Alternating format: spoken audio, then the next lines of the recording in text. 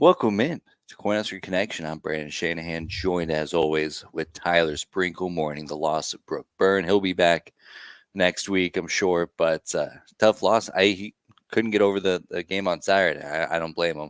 And honestly, once we get into the weekly pick-up, another reason why I'm sure he's not here. So makes sense. Yeah. Yeah, I don't think he did very well. I always forget. I always place my picks and I'm like, wait, who did I take? There's a couple of them where I didn't think I would have picked that one, but he did. So yeah, historically bad week for Brooke. So I mean, I'm sure we'll enjoy that quite a bit here, especially Yes. without him to defend himself. But that's pretty much the only thing we're celebrating. I mean, quite the losers lounge we got going on here. 20-17 loss to Michigan State on the road. What a stinker, if nothing else, just a stinker. I'd like to say that we had that game in the palm of our hands. Um, but we didn't. I don't know. It was very early that we could see we're not going to be able to do the same dumb Heinrich Harburg bullshit that we've been doing. Um, and that was very clear. Again, not very accurate with some of his passes.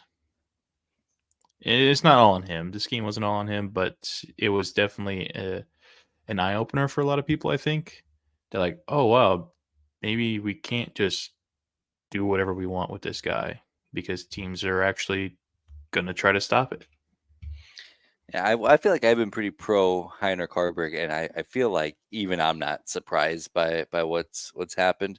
As we've talked about, the last 5 wins that we've had, it's always been a similar formula. It's been we get an early lead somehow, whether it's ugly or not, usually on the ugly side of things, and then our defense just doesn't blow it. Like that's the formula. And then even though Michigan State didn't jump out to a great big lead, the fact that they did have a lead changes things a little bit and puts a little bit more pressure on the offense to produce, and they're just unable to. Yeah, and being behind the sticks a lot really hurt because then we had to actually throw the ball more than we would probably like to. So and also that they're not afraid of the run. So when they do drop back to pass it, they're there. I don't know. It was just a culmination of things for sure. Our defense played well. Um, Not as well as you'd like to see them, but they're going to have their down weeks because I mean they've been the whole reason this team's been winning every Mhm. week. So you're going to have those kind of dud games. I'm sure, but we still didn't get blown out. I still didn't see anything that was super crazy. Some missed tackles here and there. And then that fucking trick play pissed me off. But what are you gonna do? I was looking at my phone waiting for you, Brooke, to mention how that's a better pass than we've seen from Heinrich Harburg all season long. I was waiting for it. I'm glad I didn't see it. Probably would have cried, but I mean, he would have been right. Yeah, But I think top to bottom, nobody looked. They didn't come in with a whole lot of energy. I know you may not believe in this kind of thing, but it really did feel like a letdown game where they're coming in. I don't know if they were kind of listening to the chatter and listening to the praises being sung, but it's just they didn't come out with any energy at all. And I think that shows on the offense. The defense wasn't as elite as we've seen. It's not like Michigan State has a great offense, but Hauser was torching the secondary up, and he was able to, at least in the first half, able to stay comfortable in the pockets and execute the offense. And then of course the offense, I mean, even on a good day, isn't very good, let alone on a stinker like Saturday. It's just not going to get the job done. yeah. I'm. There's a lot to be said, and there's a lot to not say. I guess, right? I mean, obviously, we can bring up the Big Ten refs fucking blow. They screwed us over again, which they did, but we played poorly all game. So yeah, should they have made the right call there for sure? Would have been nice That if they would have gotten that one of those right. touchdown, Would have been nice. I can that touchdown, I could see it going either way because yes, it does hit the ground, but it doesn't look like it moved at all to me when it hit the ground. I'm trying to remember exactly what it looked like, but that last drive was really really bad. There were You know, 3 missed calls on that drive alone, which was tough. yeah, and it was. my whole thing with officiating is I feel like I obviously they're going to miss calls, and they probably missed some calls on Nebraska that I didn't get to see with my scarlet red glasses on. But I feel like you can't complain about officials if you're also then presented with a reasonable opportunity to win. Like Yeah. I'm thinking back to the Saints Rams a few years ago, the NFC Championship game where they missed that blatant PI call. Yeah, that stinks, and it would have been pretty easy for the Saints to win that. But then they still got the ball in overtime. All they have to do is go down and kick a field goal, and then they throw an interception and they lose the game. A few weeks in Eastern Iowa, they wave off that touchdown with the invalid fair catch signal. They still have 90 seconds to go get 30 yards and kick a field goal and win the football game, and they didn't do it. And I would also like to preface Nebraska didn't deserve to win this game. If they had gotten those calls right, they probably still don't win. Who knows? Maybe they get it right, get a review in. Heinrich Harburg throws another interception. It is what it is. They didn't. That's not the reason why they lost. But I do feel like, especially on that last drive, they weren't given a reasonable opportunity to try and win a football game. When you Yeah. have the Malachi Coleman catch, it was iffy. I would have liked that to have been taken another look at, but that a forward pass thing, I don't know how you don't stop the game and get that 100% right when that is effectively Yeah. the football game, one way or the other. Yeah. And then the obvious pass interference on Malachi down the field that sucked. I mean, there was just a lot of time lost on that first down that wasn't a Mhm. first down. Like that was crazy to spot the ball there. I don't and it looked in real time like he caught the ball a yard past the line. I don't know. But yeah, there was a lot of mistakes other than that on Nebraska's side. So like you said, they didn't deserve to win, but I feel like those are some calls that you should probably get right. Yeah. Or at least, well, yeah, definitely get right. Like when it comes to scoring plays, that touchdown catch. But yeah, at the very end, just get it right. I don't know if they had like dinner reservations afterwards that they needed to get to. Maybe they're just tired of watching this god awful football game. I wanted it to end as soon as possible, but you gotta get it right. If if you have all these resources and these replay angles at your disposal, you gotta get it right. Yeah. And Matt Rule says that he likes to play the 11 o'clock games. He likes those more. He doesn't like to wait to play. But this looked like a game where having that 2:30 game would have benefited the team I potentially think so. because maybe they don't come out flat like they did. But again, there's a lot of other issues um, other than just coming out flat. Um, but my question to you is, what do we do now at quarterback?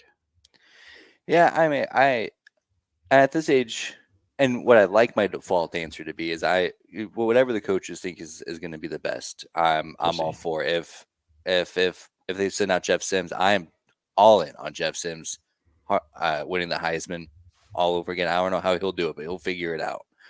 Same thing with Chuba Purdy, or same thing with Heinrich Harburg, of course.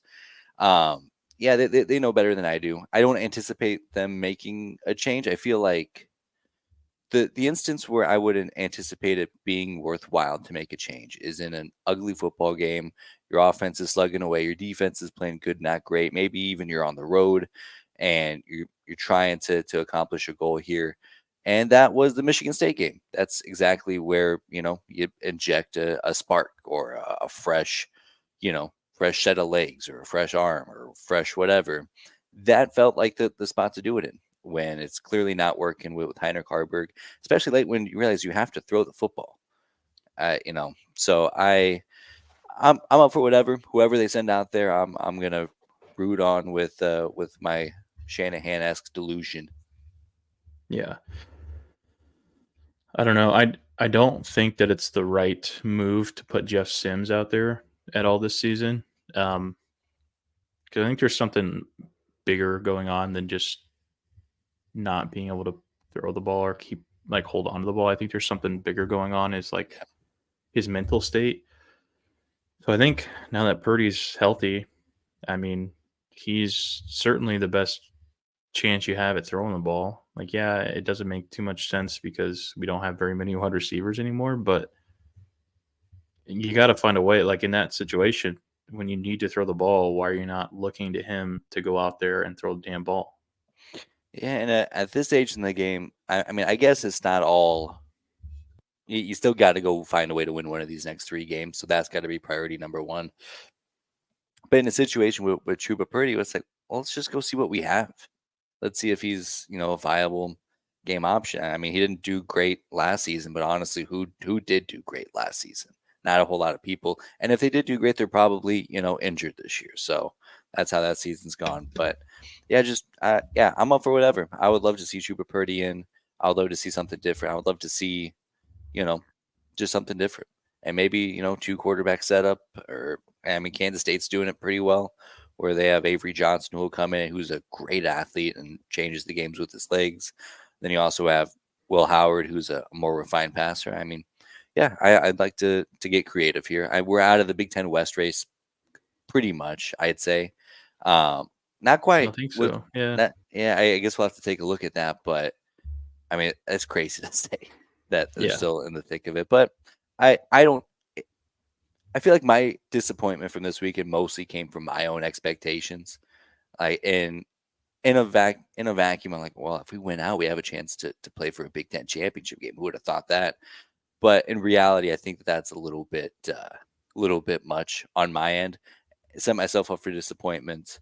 Um, but I think we got to find a way to win one of these next 3 games. Whoever we send out there, I'm juiced about. And yeah, I would like to see something else, even if we're just taking stock, even if it's just a couple of drives.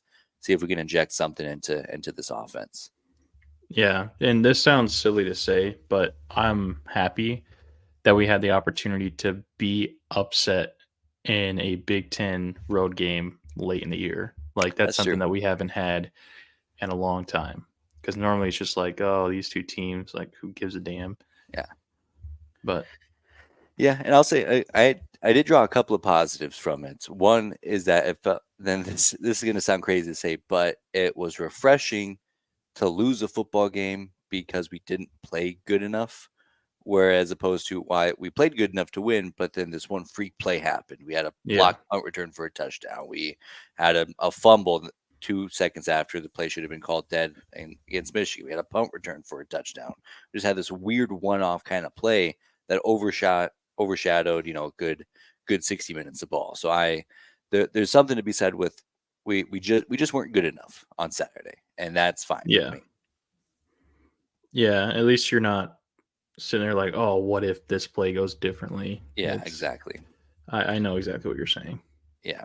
And the other thing is I feel like I said, stepping back and kind of reviewing where we're at as a program in this point in the season, I think so much of the first year of a head coach is, of course, setting the foundation, but also setting precedents. Like this is what happens when you come out slow. This is what happens when you don't play your best ball. Or in Michigan, this is what happens when you get punched in the mouth and you lay down. You get beat 45-7 on your home field.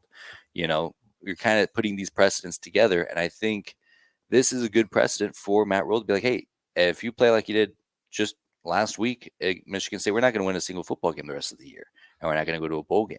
But if you come out play inspired like you did against Illinois or Purdue, we're going to, get to 6-7 wins, and we're going to be, feeling really good. Where I feel like the previous administration, the precedent was always we just we played well. Our offense at times were really good. Our defense at times were really good, but the precedent was we would find a way to lose. And I feel like the precedents that are being set here are definitely something more so you can build off of. Yeah, and it is different. Yeah, I've been saying that all year. It's different than it has been in previous years. Like you mentioned, like we just weren't good on Saturday. We didn't lose because we weren't doing what we were supposed to do. So there's a lot to look forward to, but there's also just still that sucked. Yeah, I guess. Yeah, it did stink, and there is that kind of factor. It's like, well, what if everybody was healthy? What if we hadn't lost 75% of our offensive starters from week one? Which and that's not a hyperbolic stat. Like we had 3 starters on Saturday that were starters in week one. Just a disaster class of injuries. Yeah. So And speaking of injuries, I think it was pretty stupid to have Billy Kemp out there when he couldn't do anything. Like, yeah, I get wanting to have somebody back there to catch the ball and not fumble it. But I mean, What are we doing? I mean, just don't have anybody back there at all then, because he caught one on like the 4-yard line. Yeah, so I'll defend this a little bit because I think there are stages. Absolutely, there could be better scenarios where we get a guy back there who can field the punt and run it back 10, 15, 20 yards, even makes a huge difference. But there's also way worse scenarios, as we've seen a couple of times this year, where you just can't field the punt. And I think that's got to be priority number one. I do also think that Billy Kemp was bad at his one job in a sense of you got to have some type of awareness. Don't catch the ball at the 4 yard line when it's screaming towards the end zone. So I thought he was bad. But I don't mind having somebody in that role where it's like we just need to field this punt. We're already Yeah. turning the ball over too much. We got to just get possession and then we'll figure the rest out from there. But yeah, he's The got to thing that be better. the thing that sticks out to me though is we're not an offense that's built to drive 90 yards. That's true. So you need something back there to try to help alleviate that pressure. And maybe we don't even drive down and score, but drive and try to flip the field or something. Yeah, I think our special teams as a whole was pretty bad though. I think so too. Bushini kind of messed up a few punts. Yeah, it was bad. Not great. Yeah, and it's like the defense is really good, so I think you can get away with having a really bad offense or like an equally bad offense as long as the special teams is competent. And I don't know if that made the. I mean, it's a 3 point game. Maybe it does make a little bit of difference I throughout don't the think course of the it 60 minutes, but I don't think it necessarily lost us the game, but it certainly put a lot more pressure on the offense that is yeah, anemic during that game. yeah, you're absolutely right. That's a good way to put it. I and because when you look at the formula out in Eastern Iowa, they do have really good special teams, and it's dumb, but they find ways to win football games with that. So, that's the difference. I mean, we both have really bad offenses. Um, they we both have really good defenses, and they have good special teams. And now they're what 7-2. Yeah, they did also find a way to lose with special teams though. One game. I forget what happened in that game, but I remember somebody accidentally calling a fair catch or something, Yeah. but I It's can't weird because if remember. I'm going to go try to return a punt, the last thing I'm doing is waving my arms in anything that could be construed as an invalid fair catch signal. But I mean, that's Yeah. just me. I know the rules. Maybe not everybody does. I get it. You know, I don't know how good they are at reading the rule book out there in Eastern Iowa. So Yeah. It's a sad day, it's a bad day, but we're still not dead. We still just need one more win. And I was saying this too. I don't see a way we're getting to 6 wins with the schedule we have remaining with how Harburg looked on Saturday. yeah, So he either needs to take a big step or there needs to be something different. yeah, and the thing that worries me is I feel like Michigan State put out a really good blueprint on how to stop this Nebraska offense, which I didn't think was blueprint that needed to be out there. But it's just kind of hard to proof because I think that there have been opportunities where on the quarterback draws where the offensive line has been able to open up lanes for Harburg to take off if he doesn't see anything that he likes right away, take off, get some yards. I don't think he had any opportunities to do that against Michigan State's. And You know what it was? huh, Their corners were so active in the run game. That what was was that? the difference. Interesting. They were keying off early in the game on that run game, and they were getting there every time. Yeah, Set us I back, and don't like then that. so that's the main difference. And our wide receivers, maybe it was this too. Our wide receivers weren't blocking very well for some reason. Um, but I think it kind of goes hand in hand. Like Yeah, they are being aggressive, so they're not sitting back there waiting to get blocked. They're running to the line of scrimmage to get around those wide receivers. So I think it's probably a twofold deal. But I think that was the biggest thing I've noticed in that game on their defense is that their corners are really keying up on the run game that's a good and doing a observation. I great didn't even job. notice that. They weren't like, and they were going in there and making the plays. They weren't just disrupting things. They were going in there and making tackles, which was odd to see since we haven't seen that yet all year. Yeah. Yeah, that's an interesting kind of strategy, I think, because you think that you'd want those guys out on an island, then especially with the front seven that they have to go after it. But yeah, if you're really gonna be like, hey, go try to throw the ball deep 1-on-1, we're not gonna, and we know the refs aren't gonna call anything and hope he outs. So you got to really be Well, perfect there. that and you're not worried about Harburg throwing the ball. You're just Yeah. not. Right, and nor should they be. Yeah. So that worries me. If I'm gonna try to sell you on it's Maryland. It seems like to me that things are gonna get harder each week that we don't get that 6th win. So this seems like the best opportunity to do that against Maryland, who's been struggling. I don't feel Yeah, I very mean, we're great going to be about it. saying that every week until we get to Iowa. So Yeah, fuck. Well, here's the thing. I also, and I think I said this on a solo show. If I hope Iowa has like the Big Ten West wrapped up, because if they have to come and get a win in Lincoln to get that, it's not happening. It's Wisconsin, Indianapolis. So hopefully for them that they wrap it up here in the next couple of weeks. I don't know what the scenarios look like for them, but hopefully they wrap it up before Lincoln, because that's just not a viable path.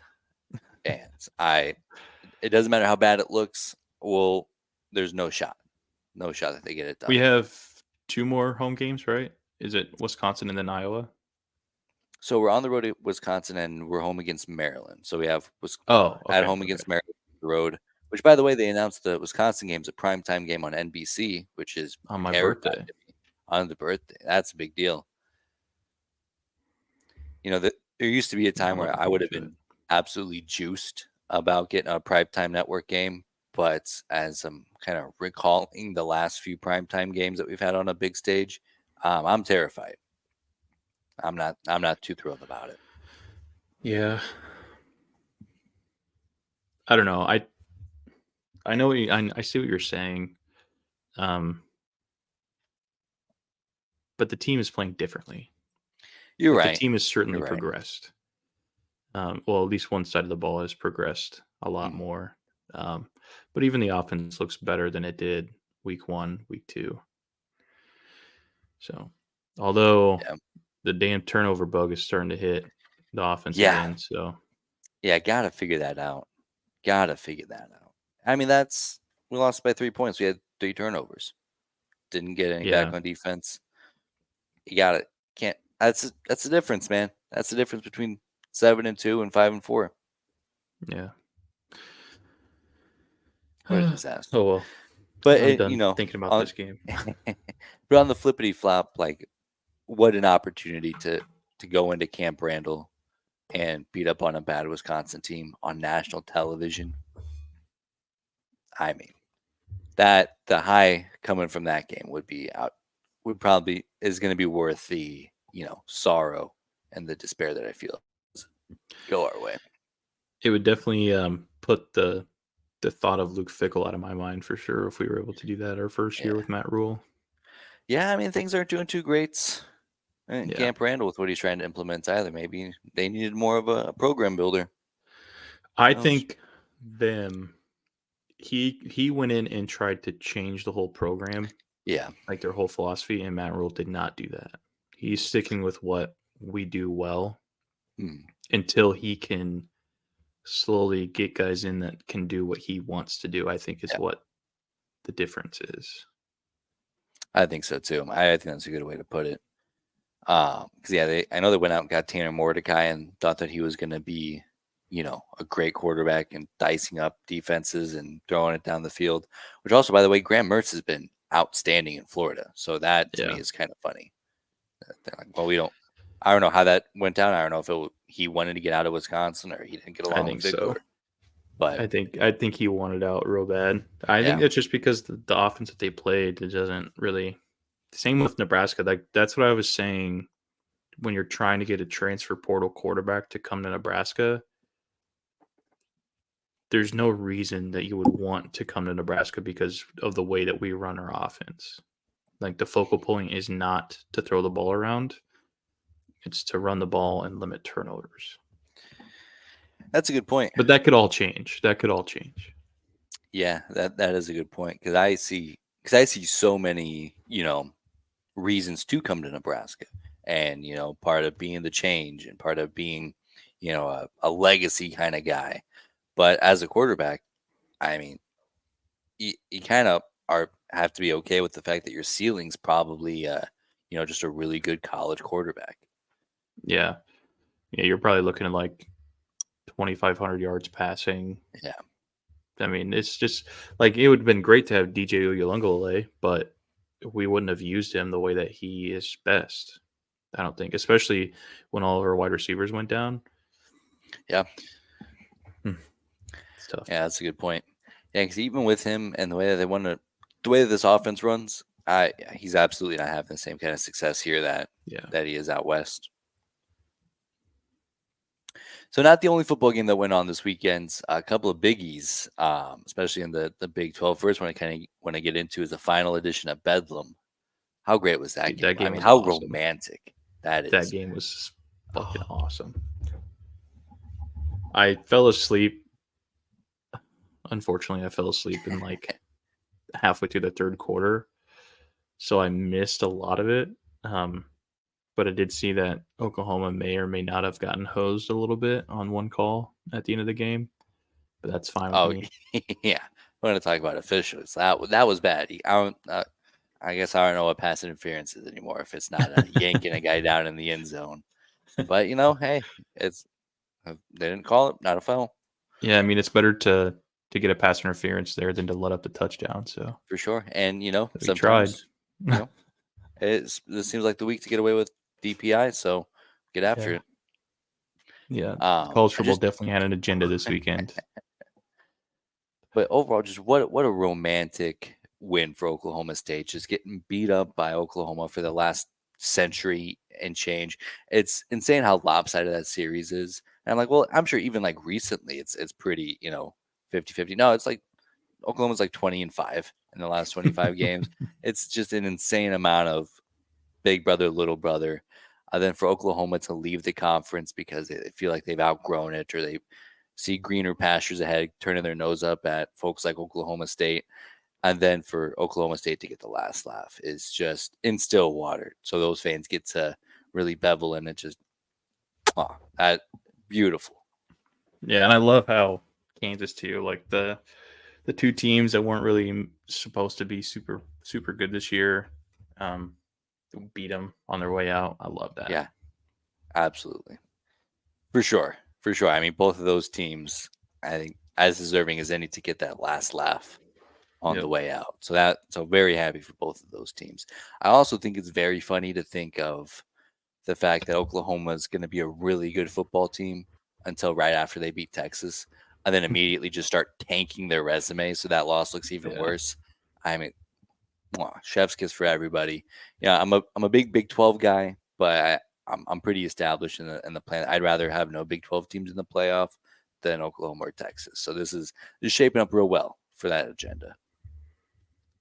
Yeah. And then the other big game, what the hell is Kansas State doing there on fourth down? Yeah, that stunk.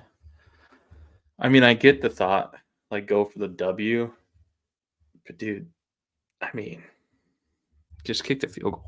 Just kick it. Take it to another OT and see what happens.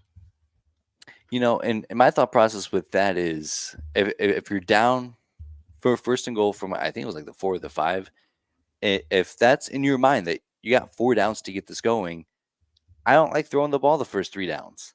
I try to Yeah. eat up some yardage here. You got 4 downs to get after it. So I don't like the sequence leading up to it, especially when it's like on the 6-yard line, fourth and goal. It's like that's such an awkward down and distance. Like just, you know, also he did miss a chip shot earlier in the game. So you would have hated for, to send out the field goal unit for the safe option and then have them shank it again. So Yeah. there's also that kind of creeping in. I like the the overall concept of we're on the road, we're dogs. We were out of this game just about an hour and a half ago, and now we have an opportunity to win this football game, get on the inside track to a Big 12 championship appearance. We're going to win it now. We're not going to let any of the football gods get in the way of this.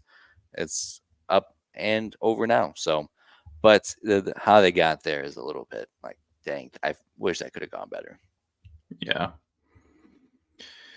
Yeah, that was like Jesus. What Texas tried so hard to lose that game. Yeah, they were doing a really good job of it too. I mean, my goodness, what a disaster from them. And what else? USC Washington was pretty good. It was a That was such a fun battle. game. Yeah, it was exactly what I would have wanted it to be. It's two Sucks that offenses. Caleb Williams is never going to get the chance to, go to a Pac-12 championship game or another college football playoff game or anything like that. Yeah, But I mean, you got to play, some kind of defense. yeah, I just don't think they run the ball enough. That's also Like true. I get wanting to use your, you know, top tier quarterback all the time, but you got to run the ball to open up some Yeah. stuff. But and also keep your defense off the field as much as you possibly can. Yeah, no kidding. No kidding. That's a good point. Just you typically want like good offense to keep the other team's offense off the field. No, we just Yeah. want our defense on the bench. That's where they do their best work. Exactly. So And that's working on tough. that water cooler over there. That's when they're at their best. That's a real elite unit at that point. Um, And then the other Alabama LSU game, that was fun that for a was a really while. good game until um, Jaden Daniels got smacked in the mouth and just kind of took off from there. Yeah, that's a bummer. I don't know if I've ever seen a college quarterback who just gets beat up as much as Jaden Daniels. Some of it he has coming his way when he tries to like jump over the pile Yeah, of players. I So I love think it. that's fun. But Yeah. um, that play stunk, and he took a couple other big hits in that game as well. It's like that. That's Jaden. That's the Jaden Daniels experience. He's gonna get wrecked around there. But yeah, that was a bummer. I thought that they were playing really well, and when it kind of comes down to a close game in the fourth quarter, you lean to whoever's got the better quarterback, and you didn't really get to see that fight. Yeah. All in all, though, great games to watch. It was a good day. Good Saturday It was full a of good day. football. Absolutely. I did see something along the lines of the best way to punish Michigan is to have Brian Ferentz be their offensive coordinator and Alex Grinch be their defensive coordinator for 3 years. Like, you can keep your games. We're not going to take away any bowl games, not take away any scholarships, but these guys got to be calling the plays. Yeah, that's funny. What a disaster that would be. But I love it. Big fan.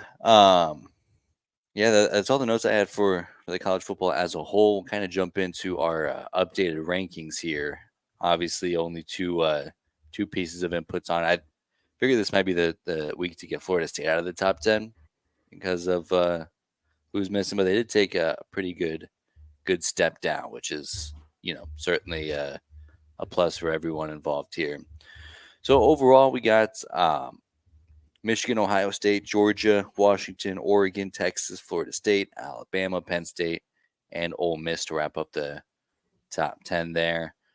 Skimming through yours, pretty standard. Michigan Yeah. over Ohio State, over Georgia, over Washington, Oregon is the top one loss team. Florida State still at 7. Yeah, I just think that Michigan is so much better of a team than anybody else in college football right now. Like, I understand that Ohio State has a resume to back it up, but I just think Michigan is the best team out right now. Yeah, and you're absolutely right. If we were just going based off of eye test, which you can't do, the games have to matter, blah, blah, blah. I would argue that I think Oregon might look like the best football team in the country. I guess Michigan's, a whole different ball game, but man, Oregon looks so good. If I'm Yes, going they just do. off the eye test, it's like that might be the best team in America right now. And don't get me wrong, I love them. But I think that Michigan is just on a different level. Like, they are just such a well coached, well put together football team. It's going to be, I mean, I'm saying that now, and they're going to lose to Penn State probably to make me look like an idiot. But I don't know. There's something about the way Michigan plays. They just look so well put together.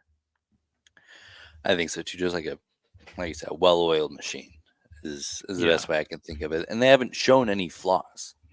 I guess, yeah, Oregon probably has neither than fourth down conversion. But that's kind of what you look at. That very high end is who's got any flaws, and I don't know if Michigan has any. In a year where I've seen some flaws with Ohio State, I've seen some flaws with Georgia, seen some flaws recently with Washington. All those other teams up there, even Florida State's, getting tossed around by Boston College for 3/4. There's some big holes there. I wouldn't be able to tell you what the flaw is for Michigan. Yeah, and I think the issue with Oregon for me is I think they're kind of like the Chiefs in a way that they get too cute sometimes. So Yeah. that can lead to disastrous moments, whereas Michigan just lines up and goes right at you. Yeah. Just puts on their hard hats and gets to work. Yeah. So now, as we're kind of shaping up with the college football playoff here, so it'll look like the Big Ten champ is going to be in, the SEC champ, or Georgia specifically, will be in. How I anticipate Florida State, I don't think that they'll stumble here. How do you anticipate the college football playoff shaping out?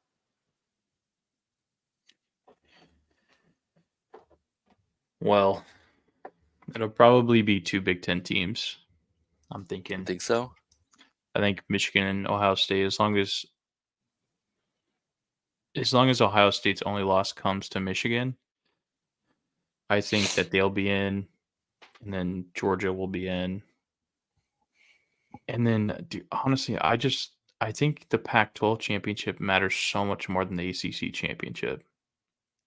For sure. Like, it sucks that this is even a conversation because of how, Florida State beat LSU. Okay. That was 10 weeks ago, 11 weeks ago. What else? Yeah. Like, I don't know. Just everybody that they played seems to go downhill. I mean, yeah, Clemson just beat Notre Dame, but Notre Dame hasn't looked great in the past couple weeks. Mm-hmm. And they beat them on a missed field goal. FSU did. So I don't know. I find it hard if one of these teams doesn't slip up again, like Washington or Oregon doesn't slip up again. I find it hard to put Florida State in over one of those two teams. I mean, you can convince me that Ohio State or Michigan wouldn't get in if they lost to each other. With the resume that Ohio State has, if they lose to number one Michigan, I think that they're going to give them a little slack there. Yeah, that's a really good point, especially when you mention Ohio State. 'Cause I don't know if Michigan gets that same kind of leeway since they don't have a win over a non-conference ranked team like Notre Dame, and I guess they'll still have the win over Penn State, which will be nice. And they've looked so good so far, so maybe they do, but I do think it's hard to keep out I think it's almost impossible to keep out an undefeated Power 5 team. So I got to imagine that Florida State would get the nod over either of those two teams, especially with that 13th win over an 11-win team who doesn't make their conference championship game. But yeah, that if Oregon beats Washington, and then you have the one-loss Pac-12 champ, how does that get viewed? I'd imagine that would be good, but you can also look at a team like Ohio State who has two really good wins and then the best loss out of the rest of the bunch in Michigan, and also depending on how that game goes. So oh man, that'll be messy. And then I don't think it's crazy to rule out Texas, a one-loss champion with a win on the road against Alabama. So in my mind, it matters who Texas plays in the Big 12 championship game. Because if they play somebody, I don't even know who is even in line to go opposite Texas right now. Is it Oklahoma Kansas? State. Oklahoma State. Okay. So yeah, it's Oklahoma State and Texas each up top with one loss in the conference, and then there's another 5 teams with 2 losses, like Kansas State, Kansas, Iowa State, and company.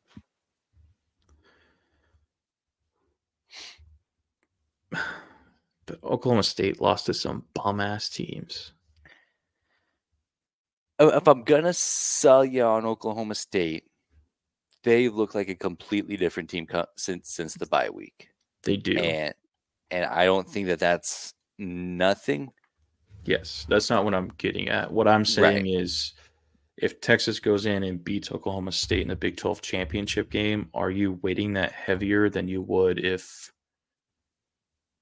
Oregon goes in and beats Washington or I guess no, let's back it up a little bit. Are we rating it higher for Florida State to go in and beat fucking Virginia Tech or whoever they're going to play? No, right? Like you're going to give the nod to Texas, right? An undefeated Power Five champion is a crazy thing to say no to. So I would give that to Florida State. Now they'll probably end up playing Louisville if they don't stumble. Oh That yeah. might be even be Forgot a about top 10 Louisville. matchup. Yeah. So uh, yeah, I as long as Florida State doesn't slip up. Now what gets interesting is if they do lose to like a Miami the week before the ACC championship game, and then they still get that win against Louisville. How does that matter? But that's a little bit too in the weeds for what we're getting after here. But So let's say Georgia loses to Alabama in the SEC championship game. now we're talking. Do do both of them get in? Because we already know that there's an SEC bias. So do they Uh, get in over Ohio State? Which mm, see, this is where it gets tough. It's I messy. mean, And we're only 3 weeks out, so it's not like we're talking yeah. about this in September. Like these, and all three of these, all of these teams are going to be favored to win all their games moving forward. Yeah. I Man, mean, the that's big thing that we're going to need to watch is Michigan Ohio State. Cuz I think if Michigan goes in there beats Ohio State by like a field goal, then I think you have a case to say Ohio State should still be in there with their resume. a But really then good if case. they don't go to the Big Ten championship game, then where do you rate that missed game? Because we've already seen this story. We've already seen this happen. Yeah, I think the precedent says they have to be on the outside looking in. Now they got in I would last year agree. because the Pac-12 was irrelevant and Yeah. the SEC didn't have two good teams, and the ACC was out of it. So you have that open spot that I don't think is going to be there this year with one loss Oregon or certainly an undefeated Washington, undefeated Florida State. Now that those conferences now have a contender, I don't think that you can sneak in either of those two teams. But it does get interesting about Alabama because kind of how I mentioned how I was trying to sell you on Oklahoma State. They look like they've been getting better week by week, and Jalen Milroe's been he's progressing. I'd say. So now it's like, well, I mean, this is a different team than lost to Florida. They just beat Georgia, the two-time defending national champion. How much does that matter? Man, that's a real messy setup you threw out there. And what about so Oregon goes in, beats Washington in the Pac-12 championship game. You give who would you put in over the one loss Washington and one loss Oregon team? So to me, a one-loss Washington team is in the same boat. They're on the outside looking in. A one-loss Oregon team that now has With the avenged Pac-12 championship, with the Pac-12 championship, avenging their one loss. That seems pretty clear cuts. Um, the Big Ten champion, the SEC champion, is the SEC Georgia. I don't know if they'd make it if they don't beat Alabama. okay, yeah. I mean, I don't think they should. They definitely Um, shouldn't. but does Alabama then catapult up and I'd they say get in so. if they win? Yeah, I'd say they'd kind of just take the place of Georgia that we're penciling in right now. So you'd get the Which SEC champ, the Big Ten champ. I don't agree with that. Just because their resume would be they beat LSU at home. They lost to Texas at home. They beat Georgia in the SEC championship game. Yeah, it's not Have they great. played Ole Miss yet? They did beat Ole They beat Miss. Ole Miss. Yeah, that's right. Beat Ole Miss, beat Texas A&M, beat Tennessee. So nothing like not bad wins by any means. I don't know. It's tough. This is just a hard Yeah, conversation to have I because love it. I obviously I can't have wait. some bias. Like I would want them not to be in. And honestly, I Georgia if they lose, I don't want them in. Yeah, because I think you can make the case for a non-champ Michigan and Ohio State because Michigan's looked so good Yeah, this year. Granted, their resume is not very good, but then Ohio State's resume is awesome. So if either of those teams, because they have that kind of cachet, they fall, I think that's a good case for them. I don't think Georgia has that case where if they yeah, don't win the conference championship game, if they don't pick up that win against a top 10 Alabama team, well, they haven't looked great, you know. So I Mm, don't know. where are we putting Georgia's win over Missouri? Like if there is like A, B, C, D tier, F tier, right? Like where are you putting that in that tier Probably list? a B tier. It's a good win. Yeah, I don't think it's one that you hang your hat on. Like, well, we beat Missouri, so yeah, we should absolutely be in the playoff. But yeah, I'd say a B, maybe like a C plus yeah. at worst. But Just because it was at home, yeah, so I think it kind of lowers it a little bit. I think C plus is a good or B minus maybe. yeah, B minus feels good because it wasn't like a non competitive game. They pulled Yeah, away and they late, didn't but beat up on them. yeah, Yeah, I don't yeah, know. If it were up to that's me, interesting. give me two Big Ten teams, two Pac-12 teams. Let's see the better conferences before it goes away. Wow, that's a bold move. Give it to And me. Let's see yeah, what happens. Okay, so let's say Oregon is the 4 seed, Ohio State is the 3rd seed, Washington's the 2 seed, and Michigan's the 1 seed. Who wins? So it who would be who is Michigan the fourth versus seed again? Oregon. Michigan Oregon. versus Oregon. Oh man, that's some good ball. That is And some then good Ohio ball, State versus Washington. I think man. I think Ohio State takes it. Just with how they've looked late, like their defense is very Their bad. defense is really, yeah, They're struggling right now. That would man. be that would That's be a very fun thing. Like people would get so pissed if that happened, but I think it would be great. so what? So let's see what has to happen for that to happen. So obviously, so probably Michigan beats Ohio State. They get in with their good resume. Oregon obviously beats Washington the Pac-12 championship game. Texas another loss. They're toast. Florida State with the loss. They're toast. Um, Alabama would have to lose again. Alabama would have to lose again.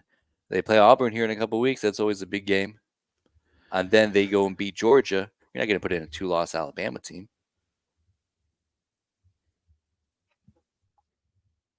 I mean, that would just be so fun. That would be like, and I don't think I would care who won. I think it would just be so fun to watch those four Yeah, teams go at it. absolutely. And you're absolutely right as far as because it does turn into a different ballgame when you're like, okay, well, Georgia is a one-loss non-champion, then Ohio State's a one-loss non-champion. Ohio State has to get the nod. I mean, Yeah. that's not even really competitive. Wow, I love this. That is some that is a prime agenda. I am dialed in for two Big Ten teams, two Pac-12 teams. Also, I And think we should update instead of having the AP. I think we should do the CFP poll. you see, the tricky thing is that since we record on Mondays, I don't Oh, have it's not this out yet, week's. right? Yeah, That's right. because When I does had that that even same come thought. out? Is that Tuesday? Tuesdays. Yeah, Of course it does. yeah. So that's that's where that comes into play. Because I did have that same thought. I'm like, I Yeah. don't think anybody uses the AP anymore. So, well, perfect. That's all I had for this episode. Anything else you'd like to add before we sign off, Tyler? Sorry for melting your brain. I mean, that's going to keep me up tonight. I promise you that's going to keep me up tonight. But Good. we'll get into the Maryland game here later on this week. Should be an outstanding week. I mean, these games are only going to get bigger and bigger as the season goes. But that's all I had. Go Big Red. Go Big Red.